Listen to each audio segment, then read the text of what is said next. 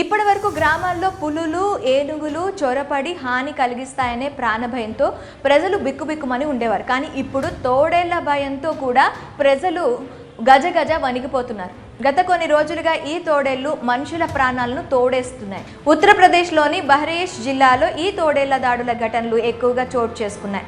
బహ్రయిచ్ జిల్లాలోని పలు ప్రాంతాల్లో నివసించే ప్రజలకు తోడేళ్లు కంటి మీద కునుకు లేకుండా చేస్తున్నాయి.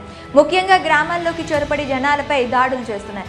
ఇలా నెలన్నర వ్యవధిలోనే ఈ తోడేళ్లు దాదాపు 8 మందిని పొట్టన పెట్టుకోగా వారిలో 7 చిన్నారులే కావడంతో స్థానికులు తీవ్ర ఆందోళన వ్యక్తం చేస్తున్నారు. అయితే గత 3 నెలల కాలంలో ఈ తోడేళ్ల దాడిలో 9 మందికి పైగా చనిపోగా మరో 30 మందికి పైగా గాయపడ్డారు.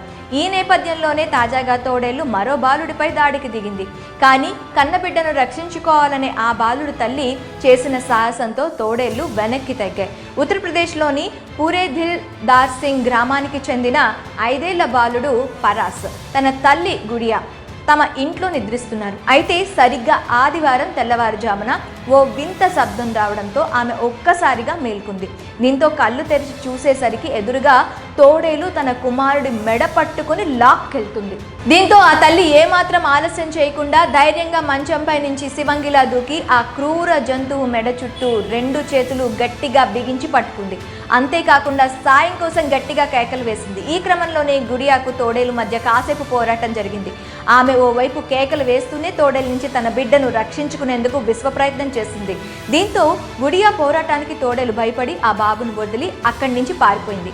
ఇక తోడేలు ఈ దాడిలో గాయపడిన బాలుడిని కుటుంబ సభ్యులు సమీపంలోని ఆసుపత్రికి తరలించారు.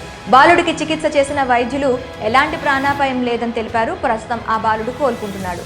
ఇక తన ప్రాణాలను లెక్క చేయకుండా మృత్యువుతో పోరాడి బిడ్డ ప్రాణాలను రక్షించుకున్న ఆ మాతృమూర్తి ధైర్య సాహసాలను కుటుంబ సభ్యులతో సహా గ్రామస్తులంతా మెచ్చుకుంటున్నారు. అంతేకాకుండా బిడ్డకు మరోసారి పునర్జన్మనిచ్చిందని కొనియాడుతున్నారు.